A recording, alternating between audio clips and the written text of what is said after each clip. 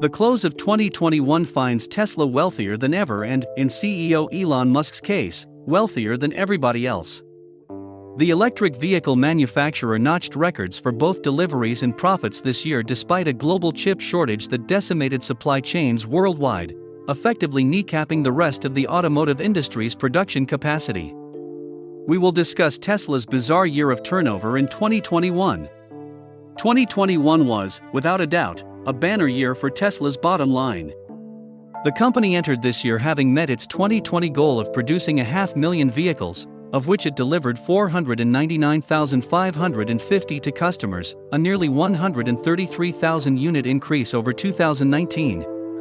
By April, Tesla had produced a record 180,338 vehicles and delivered 184,800 of them. Demand remained strong throughout the first half of the year thanks, in part, to price cuts on both the Model 3 and Model Y. The company then broke its same record in July, having built 200,000 vehicles over the past 3 months, earning Tesla $1.1 billion in net income during the same period. Public sentiment towards EVs is at an inflection point and, at this point, I think almost everyone agrees that electric vehicles are the only way forward, Musk said during the Q2 earnings call. Unsurprisingly, Tesla's record-breaking trend continued unabated through Q3 with the company rolling 237,823 vehicles off its production lines, nearly all of which were of the Model 3 and Model Y varieties, and delivering 241,300 of them. The company also began taking pre-orders for the UK version of the Model Y in October, and announced that those Model Ys destined for the Chinese market would be receiving upgraded AMD Ryzen chipsets. Tesla capped off its stellar financial year with announcements from Hertz that it plans to order 100,000 vehicles, though there remains uncertainty about how that deal will actually play out, and from Uber Eats that it intends to rent as many as 50,000 Tesla vehicles to its drivers. While Tesla enjoyed unabashed sales success with its core lineup, the company often struggled to meet release deadlines for a number of its yet-to-be-released models. Both the Cybertruck and Semi have both been pushed back to 2022, while the Tesla Roadster reportedly won't be arriving until at least 2023. Tesla also took the strange tack of releasing an entry-level standard range Model Y for just a few weeks before discontinuing the trim level. Similarly, Tesla pushed back the release of its $130,000 Model S Plaid Edition to June 10, debuting it mere days after Musk unilaterally announced that the Model S Plaid Plus was cancelled outright. The company was also beset by a wide array of production woes and vehicle recalls this year. In February, Tesla bowed to pressure from the NHTSA and recalled 135,000 Model X and S vehicles on account of faulty touchscreens. That same month, Tesla was forced to issue a recall for another 12,300 Model XS on account of loose trim panels. In April, customers reported that the company had double-charged them for their vehicles, up to $71,000 in some cases, though Tesla was quick to reimburse the affected buyers and even threw in a $200 gift certificate for the company store. June saw yet another recall, this time for 6,000 Model 3 and YS over faulty brake caliper bolts, and in October, Tesla had to recall another set of YS and 3s because their suspensions kept separating. Just last month, the company had to pull nearly 12,000 vehicles from across its product line on account of software issues that's not to be confused with the recent Tesla app outage that locked drivers around the world out of their own vehicles. Tesla's parade of crises also extended to the production lines themselves, with the Fremont factory facing a sizable COVID outbreak shortly after reopening in March. Musk complained often and loudly throughout 2020 over California's quarantine lockdown laws and finally made good on threats to take his toys and go home, officially moving Tesla's headquarters to Texas in October. Tesla's full self-driving beta also turned out to be a mixed bag for the company in 2021. Following its debut in October of last year, Beta 8.3 rolled out in May, doubling the size of the test program, before releasing Beta 9 in July.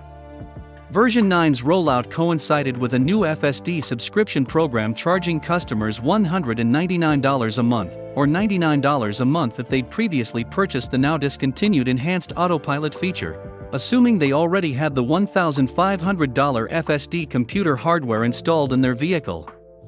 However, Tesla's decision to abandon radar-based automation sensors in favor of an optical-only setup may lead to a backlash from the NHTSA, which subsequently forced the company to remove some of its driver assist designations such as forward collision and lane departure warnings.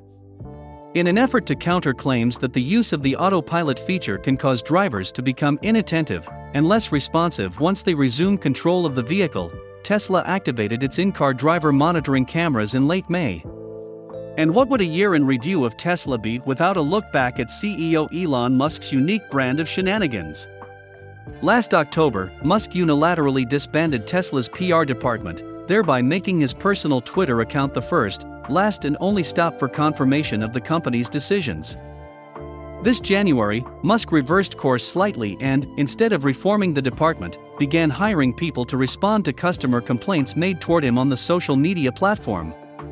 Speaking of tweets, Tesla was also sued this year for allegedly breaking a previously struck deal with the SEC by allowing Musk to continue sending unapproved, erratic tweets, as well as for the company failing to obtain a neutral general counsel to rein in its CEO. The National Labor Relations Board also went after Tesla in 2021, finding that the company had illegally fired a union activist. The NLRB consequently demanded that the worker be rehired, and Musk delete a 2018 union-busting tweet related to the case. 2021 was also the year that Musk leaned hard into crypto.